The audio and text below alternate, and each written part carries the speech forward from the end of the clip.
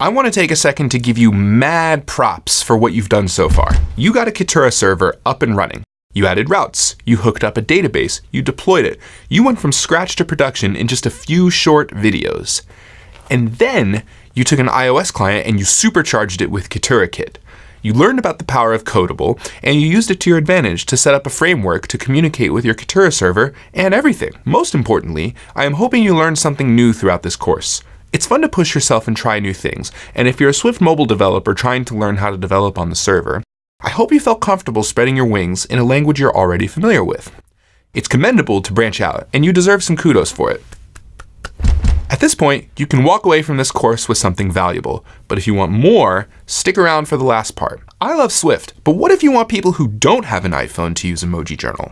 Well, with Kitura and a framework called Stencil, you can make a website client for Emoji Journal as well, and it uses Swift. I'll see you in the next part.